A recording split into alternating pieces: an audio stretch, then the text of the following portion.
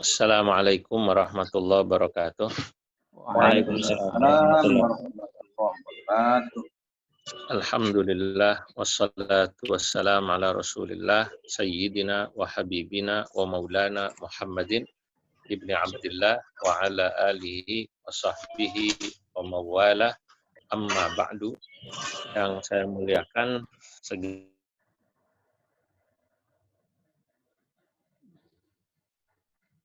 saya tidak bisa sebut namanya satu persatu.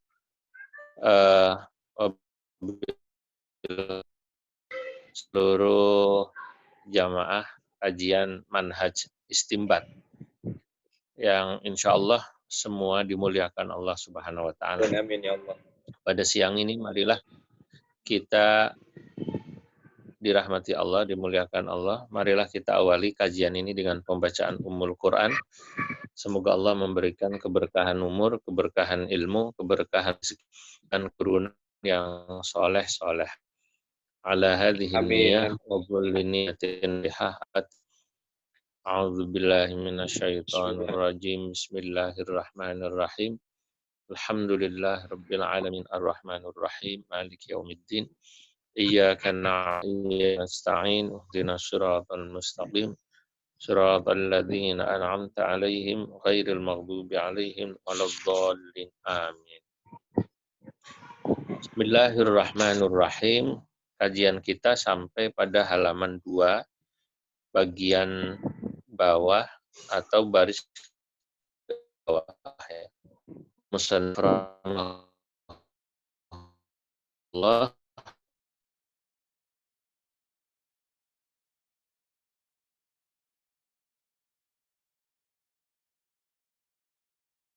hafizahullah wa adai bibarak.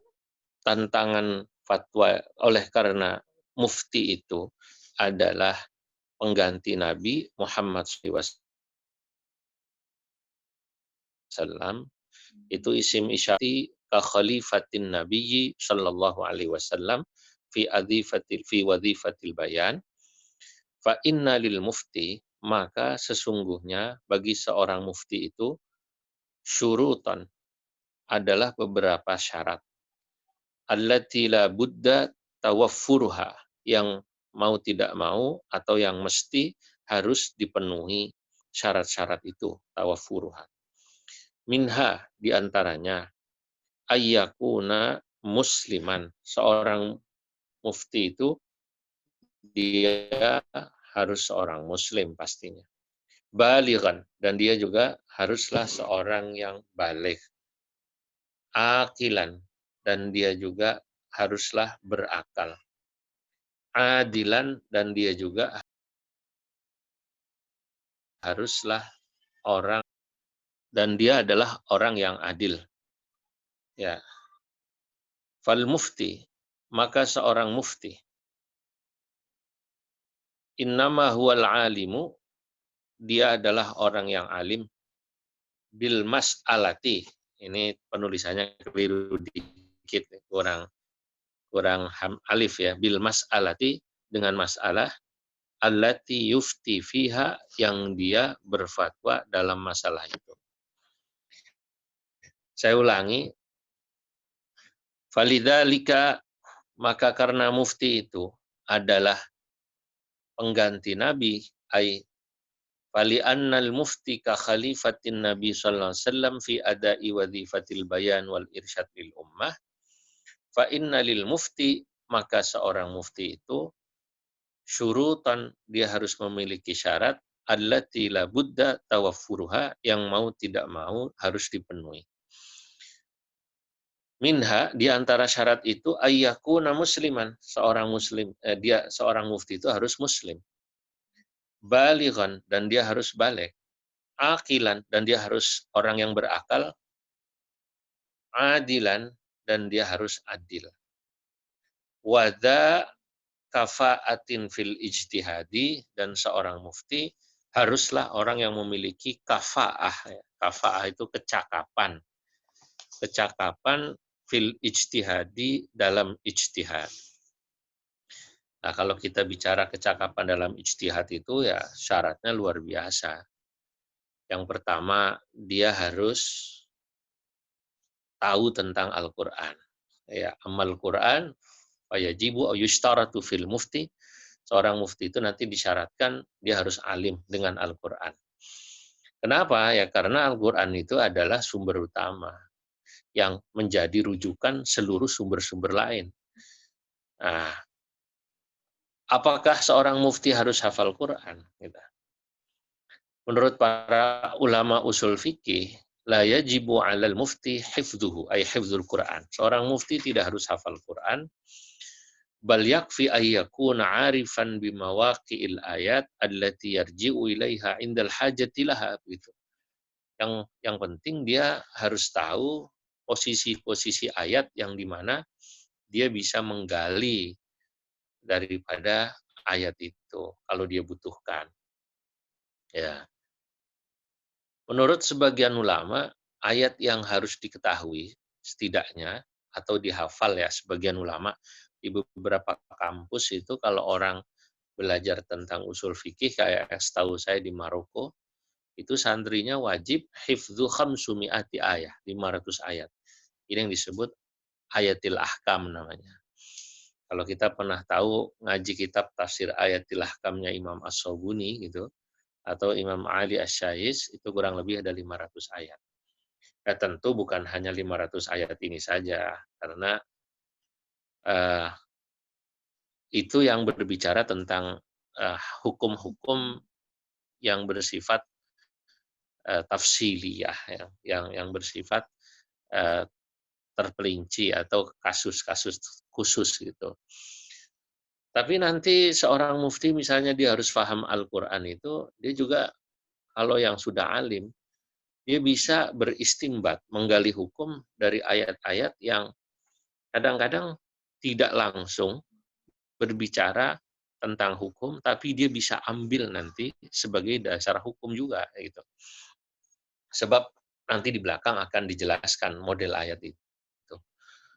Ada sifatnya ayat yang bersifat seperti kaidah-kaidah umum. Nanti akan ada penjelasan di kitab ini. Misalnya ada ayat yang tidak secara langsung bicara tentang hukum, tapi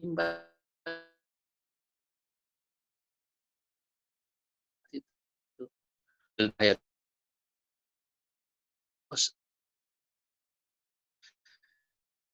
ada itu kisah. Dari situ yang ketajaman itu biasanya bisa mengambil ayat-ayat yang menceritakan satu kisah jadi dasar hukum. Misalnya di surah Al-Qasas itu, di surah Al-Qasas saya beritahu.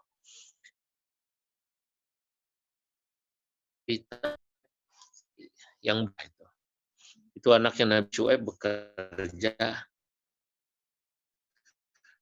buat ulama perempuan itu di rumah atau hajatnya. Catatan pastinya perempuan boleh rumah itu kalau dari fitnah. Itu ada kan, ada ayat berbunyi walamma warada ma'a Madyana wajada alaihi ummatan minan nasi yasqun wa wajada min dunihim imra'ataini tazudan. Qala ma khatbukuma qalata la nasqi hatta yusdira ar-ri'a wa abuna syaikhun kabir. Itu kalau nggak salah surah Al-Qasas ayat 23 itu. Ketika Nabi Musa sampai ke Madian, ketika diuber-uber atau dicari, habis ya nggak sengaja nabok orang yang dipisahin, kemudian orang yang ngotot lalu mati ditabok Nabi Musa, kan dicari Nabi Musa itu. Nabi Musa ke Madian, sampai Madian Nabi Musa melihat orang-orang lagi kumpul antri ngambil air. Madian itu ada yang bilang sekarang sekitar Palestina. Nah, Nabi Musa asalnya orang Mesir. Nah, di situ Nabi Musa wa wajada min dunihi mumra'ataini tazudan. Nabi Musa kemudian menemukan ada dua orang perempuan lagi duduk antri. Ditanya sama Nabi Musa, "Qala ma khatbukuma?" Kamu lagi ngapain, Mbak, berdua? qala ta'ala nasqi hatta yusdirar ri'a. Kami ini nggak bisa mengambil air ya sebelum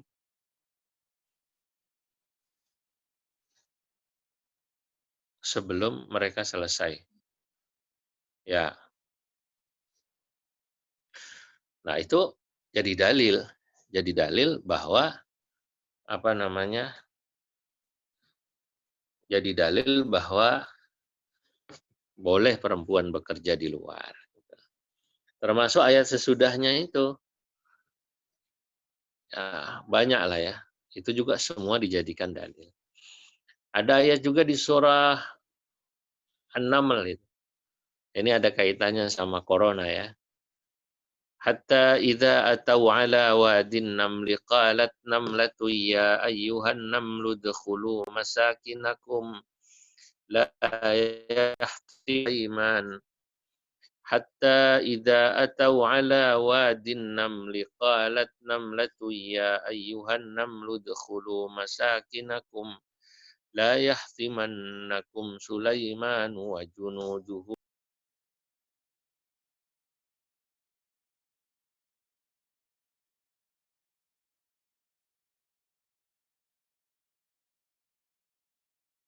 Wahum, ketika rombongan Nabi Sulaiman melewati sebuah lembah, lembahnya lembah semut, kemudian ada Raja Semut bilang, hai para pasukan semut, masuklah kalian.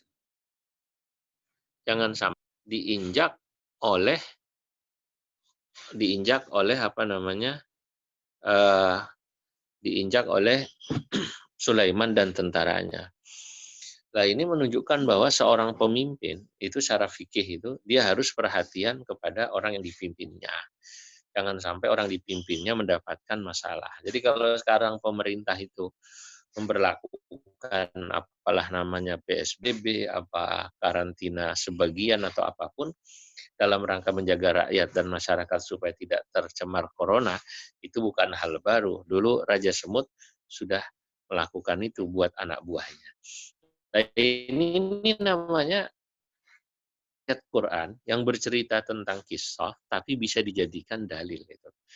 Nah, memang tidak secara langsung, paling tidak di sana bisa diambil sebagai tambahan dalil.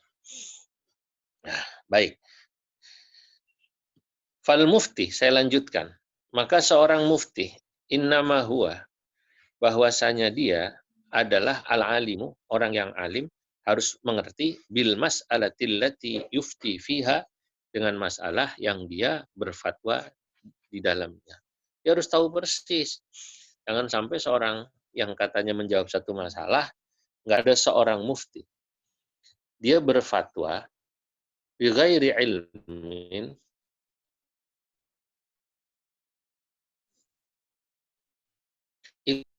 bihaqiqatil mas'alati, dengan hakikat masalah yang dia bahas. Nomor 3.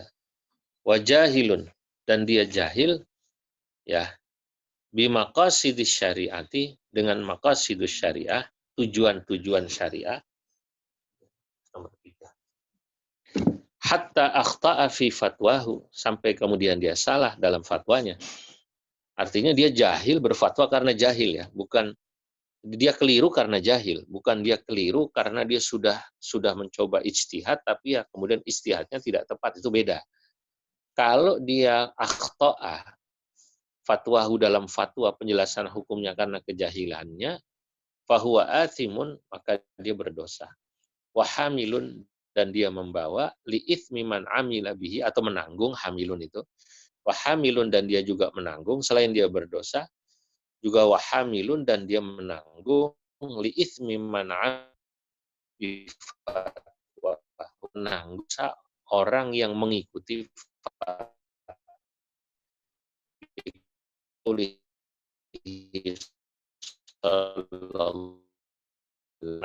ada Nabi sallallahu alaihi wasallam, ismuhu alman aftahu, ditanggung oleh orang yang kan jawaban atau fatwa. Rawahu Abu Dawud, hadis riwayat Abu Dawud. Nah, saudara-saudara, ini berarti ini nggak boleh sembarangan orang berfatwa. sudah dijelaskan hafal 500 ayat. Itu ayatul ahkam minimal ya kan.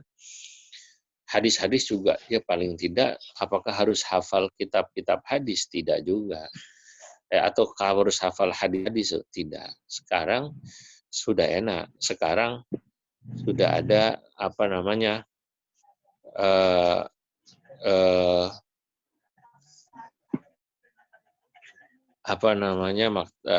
kitab-kitab hadis yang bisa diambil gitu kan, yang bisa dilihat langsung. Gitu. Halo,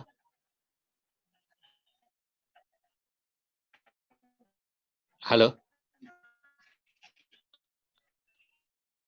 Jelas. Okay. Yang nggak jelas ya? Jelas. Ya baik. Takutnya kurang jelas. Nah, tadi kalau dalam hal ayat Quran, dia paling tidak kan tadi harus hafal 500 ayat. Kalau hadis itu dia juga sekarang paling tidak dia harus tahu dari masalah-masalah yang dibahas juga. Karena sekarang ada ashabus sittah. Ashabus sittah sekarang ya. Bukhari, Sahih Muslim, Abu Dawud, Tirmidzi, Nasai, Ibnu Majah, dan lain-lain. Sekarang enak itu hadisnya. Malah kata Syekh Wahbah Zuhaili dalam usul fikih Islami, zaman sekarang itu seorang mufti lebih enak dibanding zaman sahabat atau zaman tabi'in. Kenapa lebih enak? Nah, sekarang dia bisa cari hadis gampang sekali gitu. Kalau zaman sekarang, zaman Nabi dulu susah, zaman sahabat dulu susah, zaman tabi'in dulu susah. Ada orang dulu kayak Ibnul Mubarak, itu untuk cari satu hadis, itu dia pergi dari Syam, Syria, ke Yaman untuk mendengarkan satu hadis. Coba bayangkan. Zaman sekarang orang dengan Mbah Google gitu, cukup googling, dia mau cari hadis apa aja keluar. Dulu sebelum ada katakanlah Mu'jam Fahris di Adil Hadis yang ditulis oleh orientalis Belanda. Saya pernah ke orang Belanda itu, enak sekali. Nah, cuman sekarang itu yang kurang sebenarnya bukan gimana cari ayat atau cari hadis. Sekarang itu yang kurang justru seorang mufti itu penguasaannya pada bahasa Arab. Nah, ini menarik ini. Pemahaman pada bahasa Arab itu penting. Makanya kalau ada ngaku mufti, ahli fatwa, bisa menjawab hukum, tapi bahasa Arabnya belepotan, itu diketawain sama orang-orang. Loh, Anda ini ngaku mufti, yang bahasa Arab nggak ngerti. Loh, kenapa begitu? Karena standarnya sederhana. Quran itu bahasa Arab. Nabi itu orang Arab, bahasanya Arab. Maka kalau orang menganggap dirinya mufti atau merasa dirinya ahli bisa menjawab hukum, tapi bahasa Arabnya dia nggak paham, ya jelas dia runtuh. Yang susah itu begitu. Makanya min ghairil mutakhassisin wa minal mutasahilin itu kan. Ahli di bidangnya, dia berfatwa. Itu ngawur itu kan. Bahasa Arab aja nggak ngerti. Ya, dia kadang-kadang main ngutip gitu. Itu ngutip itu kan kalau dia dari link-link bahasa Arab, dia harus pahami dulu per kalimat maknanya apa. Makanya saya berpesan pada diri saya sendiri, pada anak-anak saya ini yang ikut ngaji di depan saya, juga pada semua yang ada di grup online ini, ayo sama-sama kita terus mendalami bahasa Arab. Sebab bahasa Arab itu sumber utama. Quran itu bahasa Arab, hadis itu bahasa Arab. Nah, ya, dan sumber utamanya ya dua itu kan. Kemudian kalau kita bicara fatwa-fatwa ulama, semua bahasa Arab. Ini dikatakan oleh Imam Asy-Syatibi dalam kitabnya Al-Muwafaqat. Nah, nanti akan diberi contoh bagaimana pentingnya bahasa Arab. Falihada, sekarang kita lanjutkan. Ya. Falihada, oleh karenanya, yajibu ala man afta, wajib bagi orang yang berfatwa, alla yukhalifa hendaknya dia tidak bertentangan fi itsbati fatwahu pada saat dia menetapkan fatwanya nassan qat'iyan, nas qat'i. Nah, ini juga dia harus paham. Ada nas yang sudah qat'i namanya. Sudah pasti nggak bisa berubah. Kayak misalnya nas qat'i tentang haramnya zina. Itu sudah qat'i. Jangan dia bilang katanya zina boleh kalau kepepet. Katanya. Ilal kepepet. Nah, itu ngawur dia berarti. Zina kok boleh ilal kepepet. Itu gimana? Ya. Ah. Wala ijma'an. Dan juga fatwa tidak boleh menabrak atau ya menabrak gitu ya. Mukhalafah. Menabrak ijma'an akan ijma' ulama muttafaqan alaihi yang sudah disepakati. Misalnya sewa menyewa itu ijma' ulama hukumnya boleh. Ijarah itu memperkerjakan orang itu ijma' ulama hukumnya boleh. Itu banyak. Nah itu kok dia bilang haram karena misalnya alasannya itu sewa menyewa atau ijarahnya ghairu maklum atau dia bilang katanya sewa menyewa itu kadang-kadang mengandung horor. Nah, nanti dia harus pahami horor itu kalau horor yasir itu ulama memperbolehkan. Horornya kecil itu ya. Tapi kalau horornya yang berat itu nggak boleh. Wa ayyu maqasid syariah dan seorang mufti dia harus syariah. Apa sih tujuan syariah dalam sebuah hukum itu? Ya pasti memberikan kemaslahatan pada umat manusia. Inti daripada tujuan syariat itu kan adanya kemaslahatan, adanya hifzuddin, menjaga agama, hifzun nafas, menjaga jiwa, hifzun nasl, ya, atau hifzul akal, menjaga akal, hifzun nasl, menjaga keturunan, dan terakhir hifzul mal, menjaga harta. Itu kan tujuan agama kan terbagi 5 itu kan disebut kuliyatul khamsi, itu kan semua maslahah. Apa-apa yang menjaga itu berarti membawa kemaslahatan. Apa-apa yang merusak agama, merusak akal, merusak nyawa, mengganggu harta orang, berarti kan itu darurat. Darurat, mafsadah. Mafsadah berarti harus ditolak. Nah, fatwa itu harus menjaga betul adanya maslahat itu. Ya, fima aftahu terhadap apa yang dia fatwakan. Wajibu aidan 'alal mufti dan wajib juga bagi seorang mufti ayya'lama dia harus tahu anna taghayyural fatwa bahwasanya fatwa itu tidak akan berubah ya la yakunu fin nususil qat'iyyah pada nas yang bersifat qat'i enggak akan berubah pasti sama salat 5 waktu wajib seumur-umur enggak akan berubah ats-tsubut wad dilalah ay fin nususil qat'iyyati tsubut wad dilalah. Ini nanti kalau orang belajar idhofah itu boleh itu al-qat'iyatis subut wad dilalah ya. Jadi al-qat'iyatis subut itu ya subut wad dilalah itu idhofah sama al-qat'iyah ya. Nah, jadi fatwa tidak akan berubah pada nas yang sudah qat'i, baik subutnya, ketetapannya kayak Quran itu namanya nas yang sudah qat'i. Nanti ada dilalahnya juga, penjelasan dari nas baik hadis tuh kalau hadis mutawatir Quran itu udah semua subutnya. Kalau hadis yang qat itu hadis mutawatir. Nah, tinggal dalalah. Kalau dilalah itu penjelasannya namanya. Wajibnya sholat 5 waktu itu qat'i baik dari sisi subutnya karena Qur'annya jelas, hadisnya jelas maupun dilalahnya. Haramnya zina juga gitu. Nggak mungkin berubah. Ya. Li'annahu la yufhamu minha. Karena sesungguhnya tidak akan bisa difahami daripada nas qat'i itu illa maknan wahidan kecuali satu makna. Nas qat'i itu nas yang sudah pasti. Kafardiyatis salati seperti hukum wajibnya salat, wasyami dan hukum wajibnya puasa, wa tahrimil qatli dan hukum haramnya membunuh, wazina dan hukum haramnya berzina. Lianna fi mithli hadhil masail karena dalam masalah-masalah ini semua la yatatarraqu ilaiha tidak akan bisa masuk ke dalamnya. Ya, tatarruq itu diambil dari kata torik, torik itu jalan. atau tidak ada jalan masuk lah gitu ya. Kalau wajibnya sholat, wajibnya puasa, haramnya zina, haramnya membunuh, nggak bisa lagi di situ ada masuk ijtihad. Ijtihad ini gimana kalau sholat jadi nggak wajib gara-gara corona. Kalau sholat 5 waktu tetap wajib. Ya.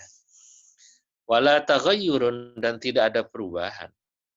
Ya, paling sholatnya itu kalau biasanya Jumat di masjid diganti zuhur, kan gitu kan di rumah. Wala taghayyurun, dan tidak ada perubahan bi taghayyuriz zaman wal makan wal hal, karena perubahan zaman, tempat dan keadaan. Wa ammal ladzi yataghayyaru, adapun masalah yang bisa berubah itu fahuwa dairatul dzanniyat, itu adalah wilayah-wilayah yang masih dzanni. Nah ini apa sih dzanni? Dzanni kebalikannya qat'i. Qat'i itu pasti, nggak bisa digeser. Kalau dzanni itu artinya ada kemungkinan-kemungkinan makna lain. Nah, disinilah wilayah ijtihad itu di situ. Adanya ijtihad. Wal ahkamul ijtihadiyah, ya, dan hukum-hukum ijtihad.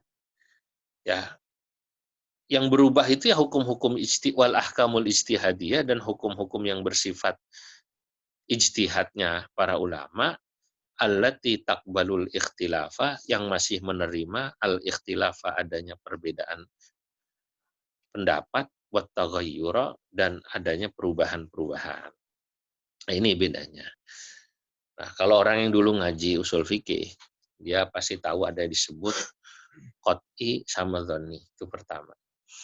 Kalau Quran itu qat'i subutnya, artinya sudah diyakini. Semua tahu kalau Quran itu 30 juz sepakat, itu makanya disebut qat'i subutnya. Tapi terkait qat'i dilalahnya, dilalah itu ayat ini apakah pasti menunjukkan ini, itu nanti akan dilihat. Ada yang memang qat'i, ada yang tidak. Contohnya kayak wajibnya sholat tuh qat'i. Nah, tapi kayak kuru itu, perempuan itu kalau dia maaf iddah karena dicerai suaminya, itu kan salah satu kuru, 3 kuru. Kuru itu 3 kali haid apa 3 kali apa namanya bersih. Lah itu ayat ini disebut dilalahnya belum qat'i. Imam Syafi'i mengartikan salah satu kuru 3 kali haid, 3 kali sucian. Nah, sementara kalau Imam Hanafi mengartikannya 3 kali haid. Karena itu kan beda itu. Nah, berarti itu belum qat'i dalalahnya. Nah, baik.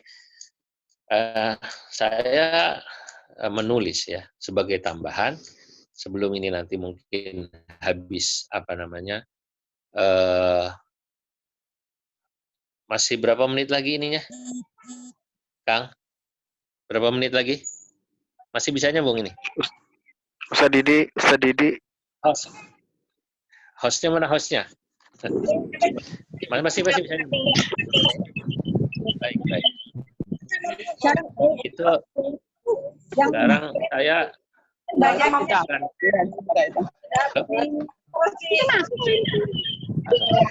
sebentar. Video bisa direkam di grup. Iya. Masih ada baik waktunya. Cuma ini belum terlihat di sebelah mana nih.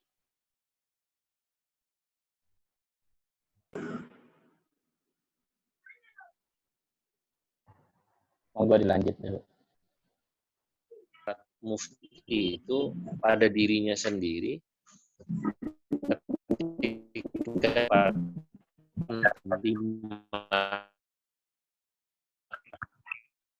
yang pertama soal niat yang benar.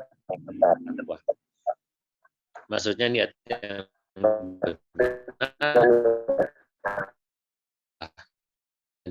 maka insya Allah memiliki nur, memiliki cahaya, ya, dan setiap kalimat yang keluar darinya itu akan mengandung cahaya.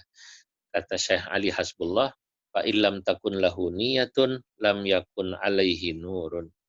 Seorang mufti kalau niatnya nggak benar, itu fatwanya nggak ada cahayanya katanya. Wala ala kalamihi nur, dan seorang mufti tidak akan ada nur. Yang kedua, seorang mufti itu antakuna lahu ilmun.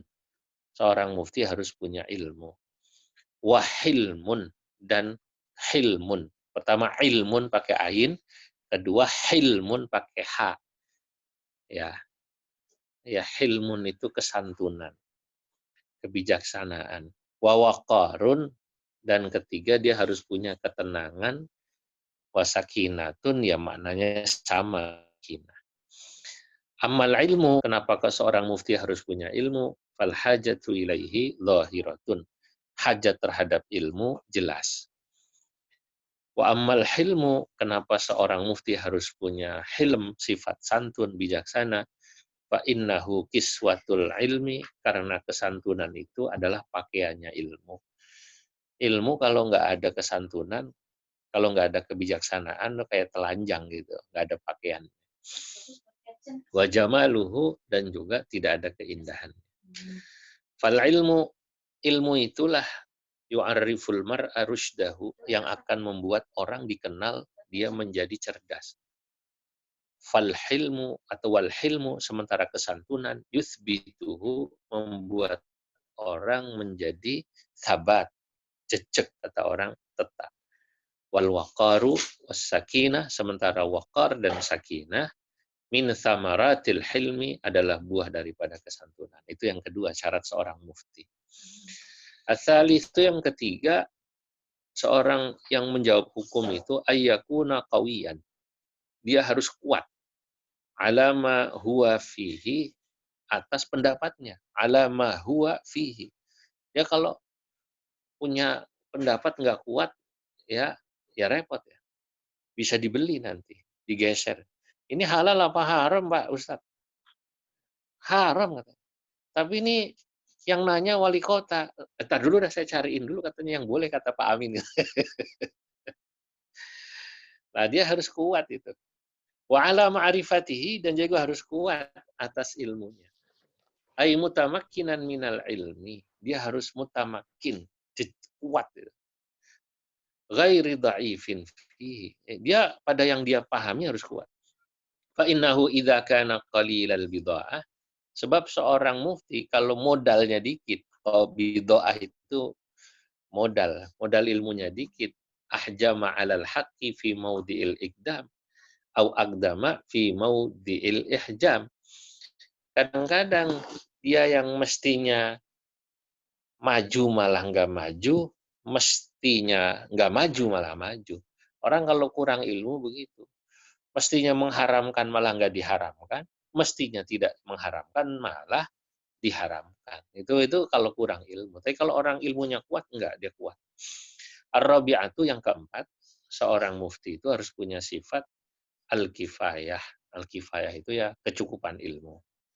Wa illa madhaghahun nas, kata Syekh Ali Hasbullah, yaitu dalam satu kitabnya beliau tulis itu, kalau orang nggak punya ilmu ya ditelan nama manusia. Maksudnya kalau dia ilmunya nggak cukup, bisa buat main-main ya, dipermainin orang gitu ya.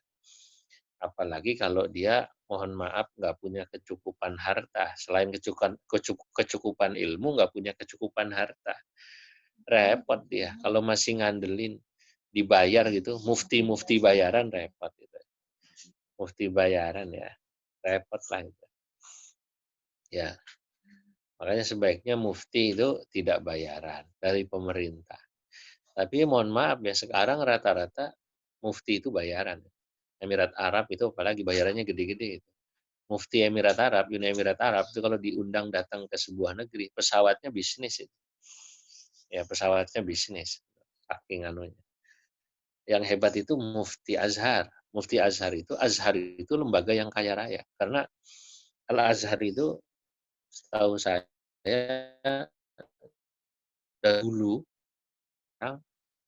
itu kaya raya. Tanahnya banyak, aset wakafnya banyak. Bahkan kadang-kadang pemerintah Mesir itu berhutang sama Al-Azhar itu. Saking kayanya Al-Azhar. Kebalikannya sama kita ini.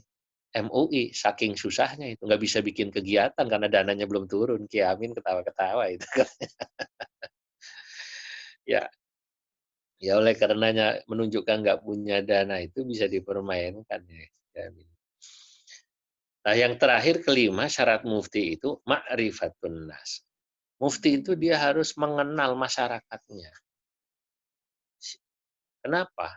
Fa innal jahila fi ahwalihim, karena seorang mufti yang tidak mengenal masyarakatnya yufsidu bil fatwa. Dia bisa membawa kerusakan pada fatwanya. Aktsara mimma yuslihu, daripada membawa kebaikan atau kemaslahatan. Nah, kalau dia nggak kenal masyarakatnya, keadaannya seperti apa, dia main fatwain aja. Semua boleh. Padahal ada hal-hal yang mestinya nggak boleh, misalnya gitu. Karena keadaan berbeda-beda. Atau semua haram. Ya, padahal nggak semua haram. Nah, itu kan makanya dia harus perinci satu-satu. Ada satu ungkapan terkenal dari kalangan ulama usul fikih itu katanya, al-itlaqu fi mahalli tafsili khata'un.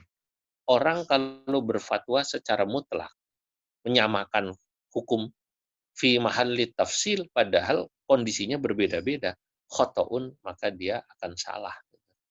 Itu makanya dia harus memerinci kadang-kadang hukum itu. Kalau ini haram, buat yang begini boleh, gitu kan. Gitu loh.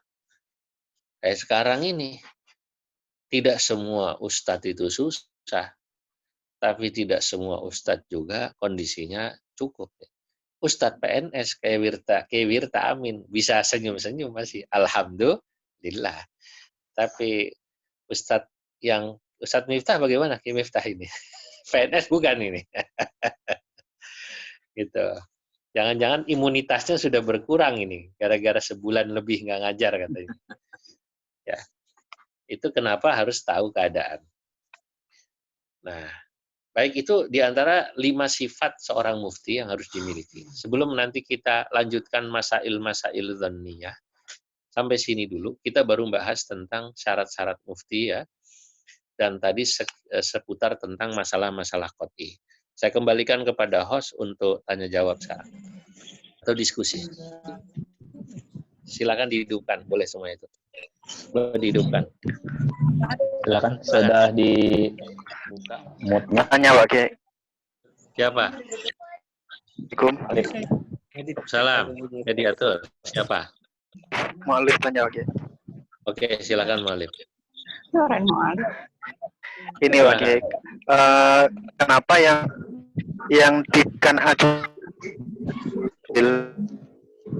sama hadis yang mutawatir? Kalau hadis walaupun sahih, kenapa tidak diperbolehkan pijakan hukum? Bagaimana? Kurang jelas tadi.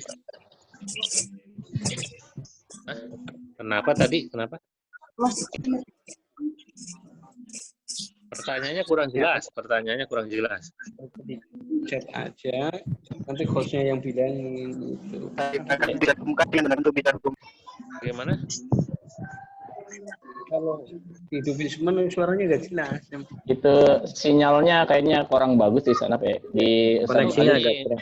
sinyalnya kurang bagus. Mu'alif, kalau dia suaranya kurang bagus, dia bisa nulis pertanyaan di partisipan itu. Di partisipan dia tulis, nanti kemudian dibacakan aja sama host. Gitu.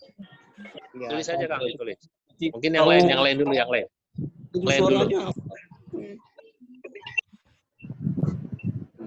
Yang lain. Memang enggak. Ya, silakan siapa?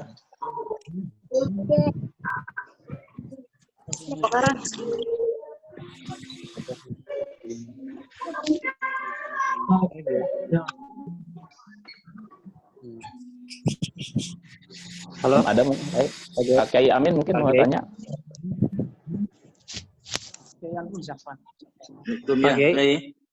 Ya, silakan.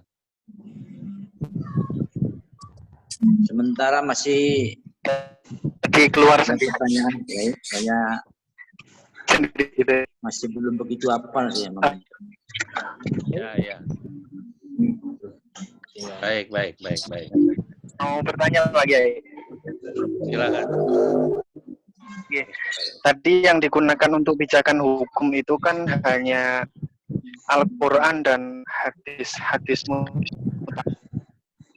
yaitu ayat pertama anna taghayyurul fatwa la yakunu fin nususil qat'iyyati thubuti wad dalalah.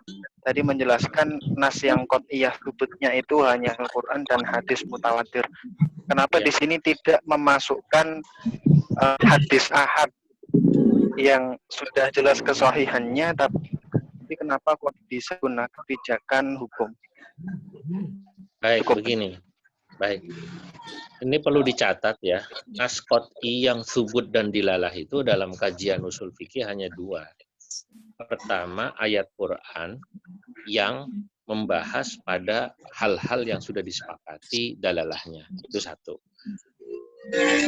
Kedua, hadis mutawatir yang juga sudah disepakati pembahasannya gitu. Itu memang tidak banyak. Nas yang qat'i, subut maupun dalalah itu tadi kan cuma dua. Bahkan kata para ulama ahli usul fikih, itu nas yang qat'iyus subut dan adalah qat'iyus dalalah itu nggak lebih dari 5%. Sisanya itu ya nas yang qat'i subutnya seperti Quran, tapi belum qat'i dalalahnya karena ayat-ayatnya masih menjadi majalul ijtihad. Nah, hadis ahad kenapa tidak disebut qat'i? Karena hadis ahad itu tidak disebut qat'i subut. Dia hanya diriwayatkan satu orang, maka dipertentangkan subutnya gitu loh. Beda dengan hadis mutawatir atau di bawahnya hadis mutawatir, hadis masyhur. Itu nanti ulama masih berdebat. Hadis masyhur saja masih belum disebut qat'i subutnya gitu. Nah, oleh karenanya, disitulah pentingnya orang yang mampu untuk menggali hukum, ijtihad. Imam Al-Qarafi mengatakan, inna mu'dhamasy syari'ati sadarat minal ijtihad. Itu kata Imam Al-Qarafi. Mu'dham itu kan artinya mayoritas. Atau mu'dham itu ya bagian besar. Ya. Mu'dham itu kan mayoritas hukum agama itu ya semuanya ijtihadiyah. Kenapa ijtihadiyah? Karena tadi selain ijtihadiyah adalah sesuatu yang qat'i, kan gitu kan? Kalau qat'i itu bukan wilayah kita, bukan wilayah mufti. Seorang mufti tidak lagi berfatwa hukum sholat 5 waktu wajib itu nggak usah difatwain, udah jelas itu katanya. Orang mufti tidak lagi berfatwa zina itu haram, nggak usah difatwain itu udah jelas itu loh. Karena dia tidak ada keterlibatan nalar ijtihad di situ. Keterlibatan nalar ijtihad di mana seorang mufti atau mujtahid menggali hukum adalah pada wilayah-wilayah dhanni yang tadi belum qat'i, yang mungkin jumlahnya bisa 95% daripada hukum syariat ini semua dhanni. Itu loh. Nah, sekarang inilah contohnya. Nutup masjid. Ketika Jumatan, ya tidak Jumatan di Dhuhr karena corona, itu kan ijtihadiyah. Bukan qat'i kan? Gitu loh. Ya, karena memang masih debatable hukumnya di situ. Debatable. Ada yang masih ngotot Jumatan. Tuh, kayak tadi tuh lagi viral. Tuh, katanya di daerah Bekasi nggak. Ustadz mana nih Ustadz? Pada takut mati semua Ustadz, katanya begitu kan. Gitu kan. Nah, itu saya paham. Atau seperti Kiai Najih Sarang yang tetap mewajibkan Jumatan. Ya nggak usah heran, wong ini masalah ijtihadiyah kok gitu loh. Kan seperti itu kan, Kiai Najih atau kiai-kiai yang lain lah misalnya gitu. Jadi ini masalah ijtihadiyah. Hadis ahad walaupun sahih dia tetap disebutnya dhanni. Ya. Dia dhanni atau subut ya. Ya, mungkin dilalahnya kalau sudah dhanniyatu tsubut apalagi dilalah gitu. Jadi gini. Kalau qat'iyatu tsubut bisa qat'iyatu dilalah, bisa dhanniyatu dilalah, gitu loh. Tapi kalau sudah dhanni subutnya, dhanni itu masih sifatnya belum jelas. Ini hadisnya sahih apa enggak kan gitu kan? Kayak tadi itu hadis ahad itu kan masih dhanni kesahihan. Nah, itu sudah pasti dilalahnya juga dhanni. Ini harus dipahami. Kalau subutnya dhonni, dilalahnya pasti dhonni. Tapi kalau subutnya qat'i, maka dilalahnya bisa qat'i, bisa dhonni. Itu aja patokannya. Terima kasih. Yang lain.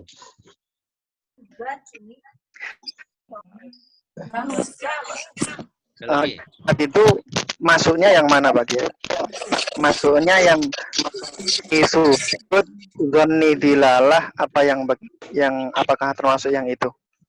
Hadis ahad ya dia termasuk dhonniyatus subut. Oh, dhonni subut. Karena dia dhonniyatus subut, otomatis dhonniyatus dilalah.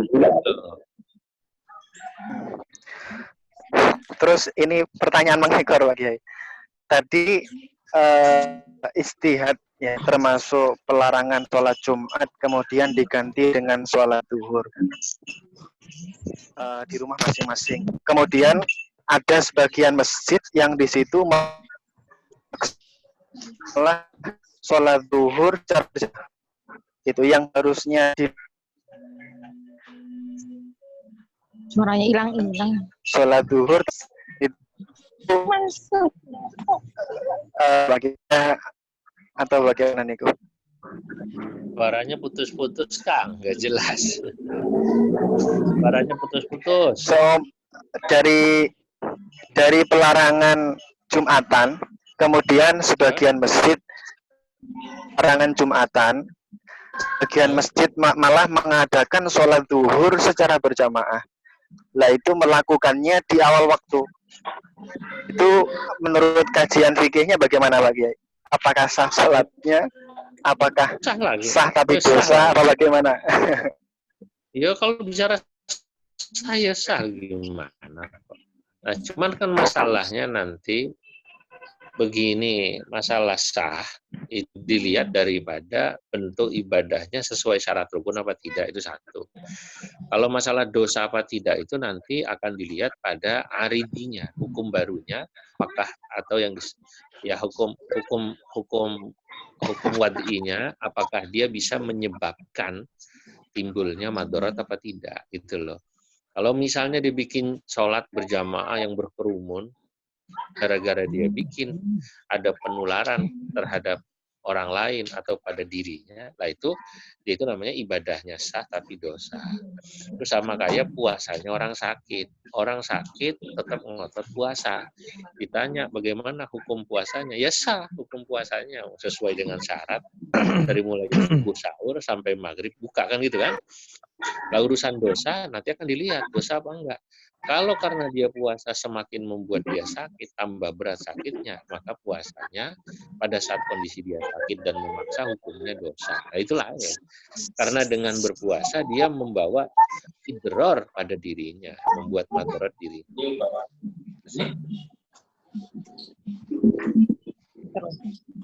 Ya.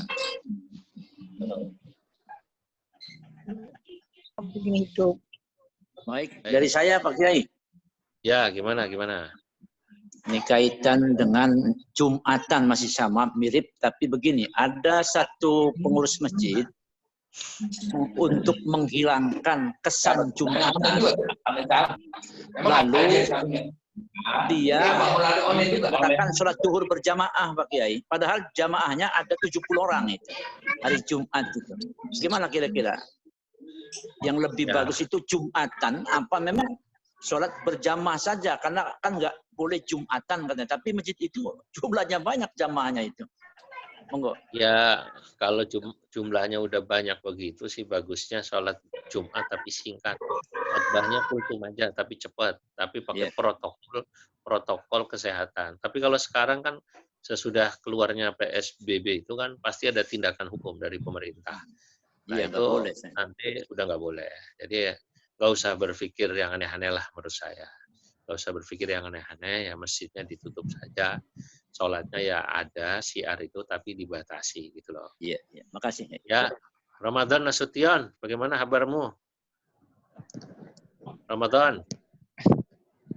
Yuk Kiai. Orang Medan, bagaimana orang Medan? Alhamdulillah sehat Kiai. Gimana? Udah S2 udah kelar belum S2-nya? Aduh. Tesis saja belum kelar nih, Kiai. Kamu jurusan apa jurusannya? Hukum Islam, Kiai. Hukum Islam ya. Iya. Ya udah. Ayo, lanjutin ya. Kita lanjutin lagi baca kitabnya ya. Ya, kita sampai 2:30 nih, Pak Yai. Dan ini udah 40 menit lewat tapi nggak mati ya, lanjut aja, Pak Yai ya. Ya lanjut aja, berarti udah baik dia itu sama ente berarti. Udah nggak 40 menit lagi. Monggo, Pak Yai. Saya Bismillahirrahmanirrahim. Ya. Saya yang mau lain kembali dibuat lagi. Ya, oke. Ya. Bismillahirrahmanirrahim. Fal masailud dhanniyah. Maka yang disebut masalah-masalah yang bersifat dhanniyah. Awil ijtihadiyah, atau disebut juga dengan masalah ijtihadi. Di sini menunjukkan bahwa kalau masalah dhonni berarti masalah ijtihadiyah. Tapi kalau masalah qat'i berarti bukan masalah ijtihadiyah. Itu saja kebalikannya. Sawaun, baik itu akanat, apakah dia ada, dhonniyatas subuti, dia adalah dhonni subutnya. Ya, ini yang ditanya Nusalif tadi. Ka khobaril wahidi, contohnya seperti khobar wahid. Am dhonniyatad dilalati, atau dia dhonniyatud dilalah. Ka an yahtamilan nassu, yang disebut dhonni kemungkinan penunjukan, apa maksud dilalah itu kan arti ya, penunjukannya. Ka yahtamilan nassu, kayak misalnya ada satu teks Quran maupun hadis, punya ihtimal. Yahtamila itu artinya kemungkinan. Punya ihtimal itu punya kemungkinan. Mimmaknan aksar makna yang lebih banyak dari satu makna, maksud saya. Oh ini kok kayaknya maknanya bisa ini, bisa itu, bisa ini, bisa itu. Itu maka disniyatud dilalah. Wa kadzalika, termasuk masalah dzanni adalah al-masailul lati, masalah-masalah allati tarakat an-nususu, yang telah meninggalkan kepada masalah itu an-nususu, Al-Qur'an dan hadis. Meninggalkan apa? Maf'ulnya tarakatha, bahsaha, membahasnya. Termasuk masalah dzanni adalah masalah yang Quran hadis tidak membahasnya, gitu loh. Nanti ini di sini ada dalam kaidah usul fikih namanya kaidah at-tarku namanya. Kaidah at-tarku itu kalau sesuatu tidak dibahas dalam Quran dan hadis, itu berarti hukumnya apa, gitu loh. Nah, apakah dia boleh dikerjakan apa tidak boleh dikerjakan. Nah, ini kan misalnya kayak saudara-saudara kita dari Salafi, itu kalau sesuatu yang tidak dikerjakan oleh Nabi, itu kan selalu menghukuminya bid'ah. Contohnya salaman nabi, gitu kan. Nabi lam yaf'alhu an-nabi al-musafahah, katanya. Nabi nggak pernah salaman, Nabi sholat, katanya. Terus walam yaf'al ahadun minas sahabah. Sahabat itu nggak pernah salaman, Nabi sholat, gitu. Kemudian juga misalnya walam yaf'alhu walam yaqulhu ahadun minas salaf. Bahkan ulama-ulama salaf nggak ngerjain, katanya. Tidak juga berbicara tentang itu, maka hukumnya bid'ah. Lah ini masalah dzanni ijtihadiyah. Nggak salaman itu habis sholat bukan berarti otomatis bid'ah. Nah, kata ulama usul fikihnya mazhab Syafi'i, dalam kaidah at-tarku, sesuatu yang ditinggalkan, karangan Syekh Hasan Hitu namanya. Itu di situ nanti dibahas itu. Sesuatu yang tidak dibahas oleh Nabi atau oleh Quran, itu sama sekali tidak menunjukkan berarti dia haram dikerjakan. Dia hanya menunjukkan boleh dikerjakan dan boleh tidak dikerjakan. Maka secara hukum kaidah usul fikihnya, salaman Nabi sholat itu ya boleh dikerjakan, boleh enggak, udah gitu dulu. Gitu. Tapi nanti akan ada hukum aridi namanya, hukum barunya. Hukum barunya kalau salaman Nabi sholat itu membuat sesama muslim jadi akrab, maka hukumnya sunnah, gitu loh. Tapi kalau salaman Nabi sholat nih dalam kondisi corona membuat penularan, jadi haram sekarang salaman. Makanya orang Salafi bilang, tuh kan kata saya, dari dulu salaman itu kan bid'ah, makanya jangan salaman, ntar kena corona. Kan. Padahal itu kondisinya berbeda-beda antara salaman dalam kondisi normal dan tidak normal. Nah ini disebut masalah dzanni. Hiya tusamma bil masailil ijtihadiyah. Masalah yang Quran belum membahas, tidak dibahas, atau ada hadisnya, ada Qur'annya, tapi punya kemungkinan dia disebut tusambil masailil ijtihadiyah, disebut dengan masalah ijtihadiyah allati yatatarraqu ilaiha, yang di sana yatatarraq bisa masuk ijtihadul ulama, ijtihadnya para ulama, bima yuhaqqiqul maslahata, disitulah ijtama berijtihad, nalar ijtihad masuk, bima yuhaqqiqu, dengan sesuatu yang dia bisa memastikan dengan ijtihadnya al-maslahata, timbulnya kemaslahatan. Wa yumkinu an tattasi'a li aktsara min ra'yin wahidin. Kalau sudah masalah ijtihadiyah, mungkin pasti di situ akan meluas lebih dari satu pendapat. Ini buat patokan ya. Kalau masalah qot'i pasti satu pendapat. Makanya ijma, ulama wajibnya sholat 5 waktu ijma. Nggak ada yang nggak bilang. Nggak wajib. Haramnya zina, ulama ijma. Tapi kalau masalah ijtihadiyah, kayak penutupan masjid, kayak sholat Jumat diganti apa dan apa, contoh yang sekarang ya, atau nanti masalah salaman dengan perempuan yang bukan mahram, nanti di kitab ini akan ada itu, apa jelasannya, itu pasti akan ada pendapat lebih dari satu. Nah, wal majalu fihi sa'atun, dan wilayahnya, al-majal, itu artinya wilayahnya, ranahnya di situ fihi sa'atun, al-majalu itu adalah majalul ijtihad, ranah ijtihad kalau bahasa sekarang itu ya. Ranah ijtihad, wal majalu fihi sa'atun, dan ranah ijtihad itu adalah sa'atun, pasti ada keluasan. Enggak usah heran. Liman aradal muwazanata, bagi orang yang ingin perbandingan, menimbang, wa tarjihi, dan mentarjih, wal akhdhi, dan mengambil bi aqrabil ara, dengan pendapat yang paling dekat, al-maslahata, pada maslahat. Itu loh maf'ul ya. Atau bisa juga ya, lil maslahati boleh juga. Faqad yasluhu ra'yun. Kadang-kadang ada satu pendapat yang mungkin dia maslahat atau cocok. Fi zamanin, pada satu masa, duna zamanin, tapi tidak pada masa lain. Auli syakhsin, kadang-kadang ada satu hukum atau pendapat yang cocok ditempelkan, diberikan pada satu orang, person, duna syakhsin, tapi tidak cocok pada orang lain.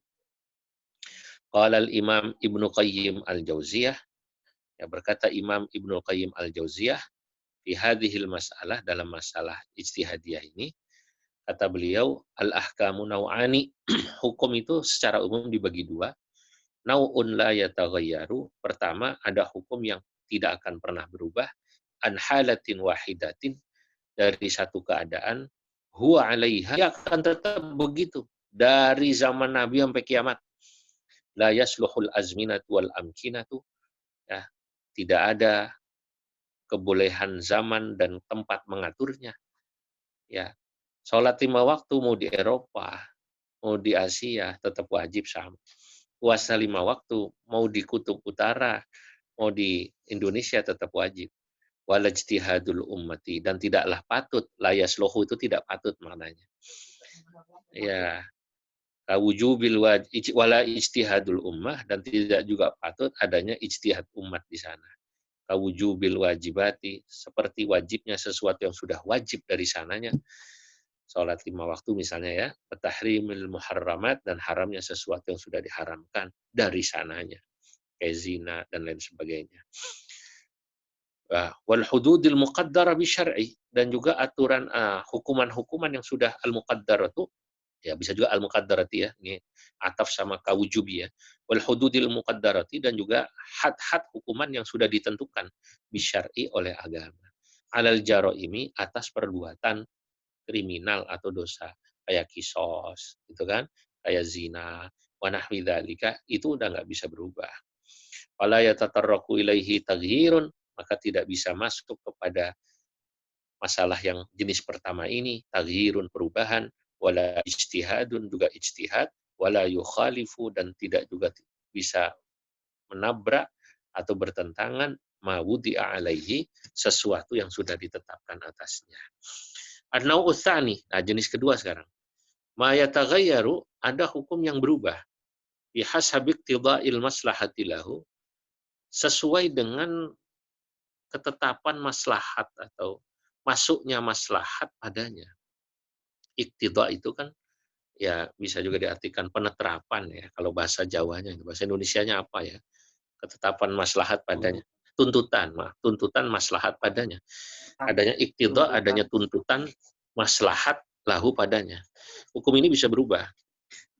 Zamanan yang tuntutannya itu zamanan berupa zaman, wa makanan, dan juga tempat. Tuntutannya berbeda. Wahala dan keadaannya. Contohnya, kama qadiri ta'zirati, seperti ukuran-ukuran ta'zir. Nah, ta'zir beda sama hudud. Kalau ta'zir itu kan yang menetapkan ulil amri atau wali. Ta'ziran itu. Ta'ziran apa bahasa Indonesianya? Hukuman ya, hukuman biasa. Apa? Sanksi-sanksi kayak orang yang melanggar PSBB gitu, disanksi. Kalau di Eropa itu orang keluar rumah hanya boleh satu mobil, satu kendaraan satu orang buat beli apa namanya sembako. Sekarang ini saya punya teman-teman pada cerita mereka cuma satu orang di luar negeri. Masya Allah. Kalau di Indonesia ini masih longgar ya. Kiai Amin, Kiai Miftah masih bisa beli bakso boncengin anaknya ya keluar ya. Kalau sekarang ini, kalau di sono keras itu takzirannya. Kalau dia keluar sampai bawa orang lebih dari satu dirinya dan siapa, itu kalau di mobil, kalau nggak tujuan beli sembako, kalau dia keluar lebih dari satu, itu hukumannya bisa 1.000 euro, 15 juta. Mahal, 300 euro beberapa? Mahal, nah, betul ya. Mahal. Baik. Wa ajnasiha, dan juga jenis-jenis takziran. Ada yang bersifat uang, ada yang cambuk gitu ya, ada yang pecut, ada yang suruh push up, sama polisi suruh push up ya. Itu takziran namanya. Wa sifatiha, dan sifat-sifatnya. Fa inna syari'a, maka jenis kedua ini hukum syariat, yakni Allah Subhanahu wa taala, yunawwi'u fiha, memberikan kesempatan kita, memberikan tanwi'. Tanwi' itu bermacam-macam, permacaman ya, fiha, dalam hukum yang jenis kedua ini, bihasabil maslahah, tergantung dengan kemaslahatan. Ini ada dalam kitab Ighatsatul Lahfan Ibnu Qayyim Al-Jauziyah. Saya belum cek halamannya, tapi saya sudah baca. Saya karena buru-buru nggak sempat memberi catatan perhalaman-perhalaman, karena ini bukan karya ilmiah buat tesis atau apapun ya. Baik, al-muta'ammil fi sunnatir rasul. Sekarang kita lanjutkan. Orang yang merenung, al-muta'ammil. Al-muta'ammilu, orang yang merenung, fi sunnatir rasuli, dalam sunnah rasul. Orang yang belajar tentang sunnah rasul, sejarah rasul, orang baca hadis, yajidu, maka dia akan menemukan annahu, bahwasanya Nabi kana yuraqil waqi'ah. Nabi itu sangat menjaga betul al-waqi'ah, ya. Al-waqi' artinya fakta dan kenyataan yang terjadi, fima yus'alu anhu, pada saat setiap kali beliau ditanya pada sebuah peristiwa. Mimma yu'akkidu, dan ini memperkuat anna mura'atal waqi'i, bahwasanya orang harus betul memperhatikan fakta pada indal ifta'i, pada saat dia berfakta.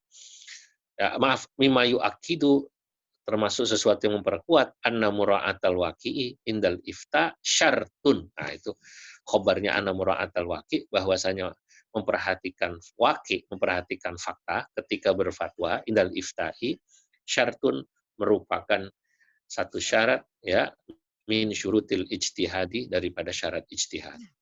Waqad kana rasulu, ada Allah sallallahu alaihi yujibu, beliau itu jawab anis su'alil wahid. Kadang-kadang yang nanya satu, pertanyaannya satu, biajwi batin mukhtalifah, tapi jawabannya lain-lain. Pertanyaannya satu, jawabannya lain. Kenapa? Yang nanya lain-lain gitu. Wadhalika, kenapa Nabi soalnya sama, jawabannya berbeda? Likhtilafi ahwalis sa'ilin, karena memang berbedanya orang yang nanya gitu. Ya, kalau yang nanya orangnya kuat, mungkin Nabi bilang nggak boleh. Kalau yang nanya orangnya lemah, Nabi bilang boleh, gitu loh. Maka lain-lain. Faqad yujibu, fahuwa yujibu, maka Nabi Muhammad menjawab kulla sa'ilin, setiap orang yang bertanya, ya, bima yunasibu halahu, adillah, dan telah memenuhi ya al-adillatu dalil-dalil ala mura'atihi minas sunnati dari hadis ala wujubi mura'atihi atas wajibnya kita memperhatikan waqi. Mura'atihi itu mura'atil waqi. Waqi itu fakta. Kita terus melihat kondisi nyata real itu. Kondisi real. Waqad lahadha ulama'ul muslimin, dan sungguh telah memperhatikan ulamaul muslimin ya min salafi hadhil ummati, daripada ulama-ulama salaf, wa ala ra'sihim as-sahabah, ya terutama ala ra'sihim itu terutama, wa ala ra'sihim as-sahabatu, dan utamanya para sahabat radhiyallahu anhum, semoga Allah meridainya, wala immatul mujtahidun, dan para imam ahli ijtihad atau para mujtahid min ba'dihim, sesudah para sahabat, hadzal waqi'a, mereka betul-betul memperhatikan yang namanya waqi ini, waqi atau realita. Dulu ala dzalika ikhtilafuhum fil ahkam, dan salah satu yang menjadikan dalil perbedaan ulama dahulu dalam hukum.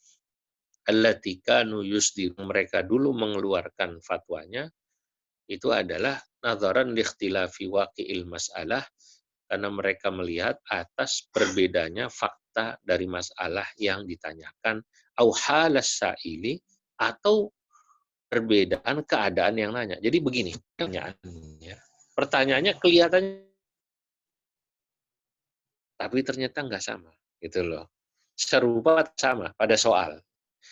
Atau persoalannya sama, tapi yang nanya beda. Itu juga beda hukum itu. Saya ulangi. Kadang-kadang pertanyaannya, maaf, yang nanya sama, tapi permasalahannya yang berbeda. Maka jawabannya berbeda. Atau permasalahannya sama, tapi yang nanya lain orang, jawabannya lain juga. Saya beri contoh begini. Itu dalam hadis di Bulughul Maram, Hindun pernah datang sama Nabi. Dia bilang, ya Rasulullah, suami saya itu Abu Sufyan rajulun syahih, di kitab Bulughul Maram, seorang suami yang sangat pelit. Saya itu kalau nggak ngambil uang, kadang-kadang dia nggak ngasih. Maka kadang-kadang untuk memenuhi kebutuhan saya ngambil aja uang dia buat saya dan anak saya.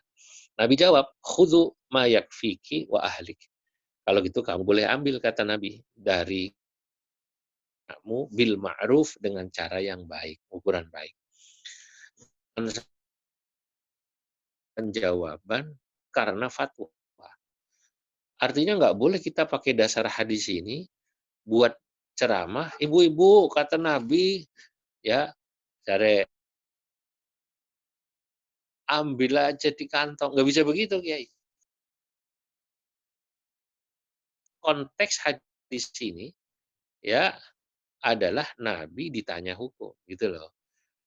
Maka nggak sembarangan jadi hukum umum.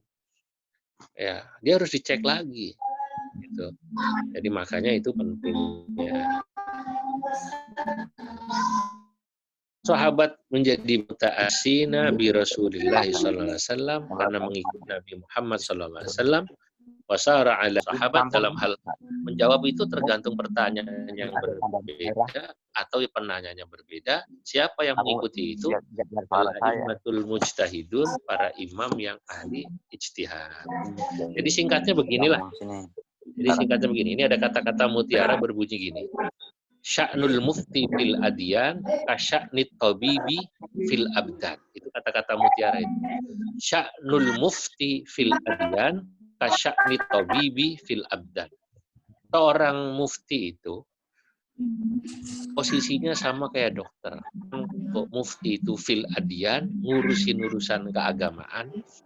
Kalau dokter aktif fil abdan, itu dokter itu orang sama-sama pilek, obatnya bisa lain-lain. Ya bisa lain-lain. Kalau pilek saya pilek,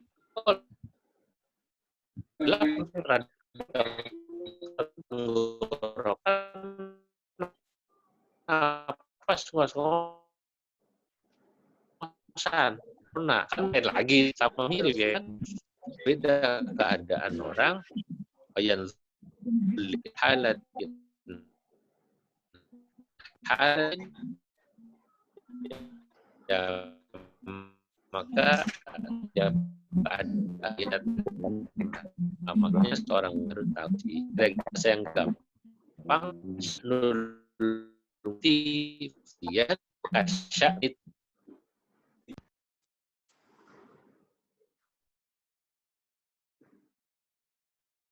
Salaf. Ya.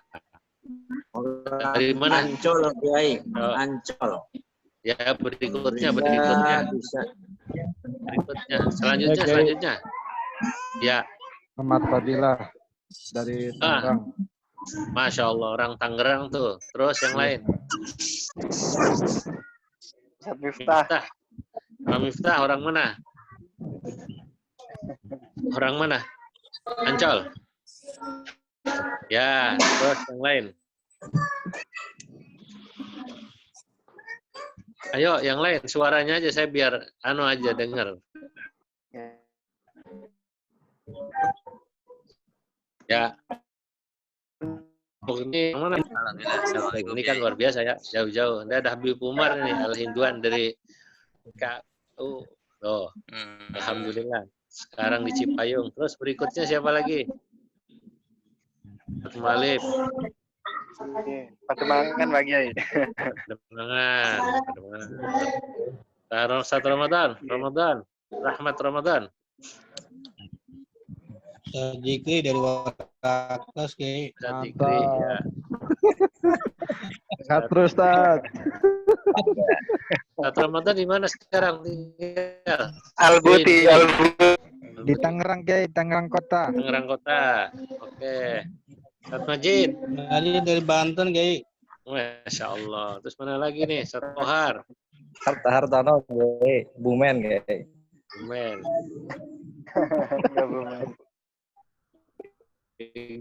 Dari Bogor, Kiai. Dermaga. Oh, Dermaga. Iya, Oke, berikutnya yang lain. Ustaz Haji Jabroni itu mana tuh? Haji Al-Jabrani. Hah? Al-Jabrani. Ya. Di Cileksa, Pak Kiai. Ada Fitri, ada Husnul, ada siapa lagi ini? Baiklah, alhamdulillah semuanya bisa gabung. Moga-moga manfaat. Nanti kita lanjutkan lagi besok ya, besok hari Minggu ya. Sudah cukup 1,5 jam kita ngaji. Kayak di sini kalau nggak ada pertanyaan saya cukupkan. Itu doa, Kiai. Doa, Kiai. Bismillahirrahmanirrahim. Allahumma shalli wa sallim ala sayyidina Muhammadin fil awwalin wal akhirin. Barik wa radhiyallahu tabaraka ta'ala an sadatina sahabirin ajma'in. Allahumma anfa'na bima 'allamtana wa 'allimna ma yanfa'una wa zidna 'ilman wa yaqina. Allahumma iftah 'alaina futuhal 'arifin wa ansur 'alaina rahmatak wa dzakirna ma nasina 'allimna asrar hikmatik. Allahumma ighfir lana ma akhta'na wa ma ta'ammadna wa ma asrarna wa ma 'alana ma anta bi'alam minna. Antal muqaddim wa antal muakhir, la ilaha illa anta. Wa sallallahu ala sayyidina Muhammad wa ala alihi wa sahbihi wa sallam. Walhamdulillah rabbil alamin. Assalamualaikum warahmatullahi wabarakatuh. Waalaikumsalam warahmatullahi wabarakatuh. Syukran.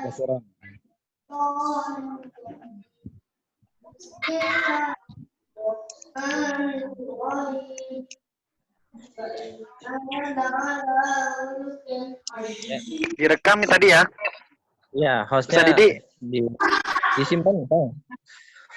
Ustaz Didi disimpan ya rekamannya. Nanti dikirim di grup. Iya, di-share. Alhamdulillah, bagus. Mantap. Sayang nggak dari awal kemarin. Di Google Drive kalau itu dirapihinnya mungkin biar nanti kita langsung. Oke deh. Tapi asik. Assalamualaikum. Jamin. Ya, Lama ketemu ya. Lihat ya, Kiai. Kok di masjid ini, Kiai? Lagi di masjid, Pak. Di rumah banyak anak-anak. Oh, gitu. Di lockdown. Ya, masjidnya samping rumah sendirian. Izin pamit. Ya, nggak apa-apa. Ya, Kiai. Tentunya. Nggak bisa Assalamualaikum. wajah langsung, alhamdulillah bisa ini sekarang.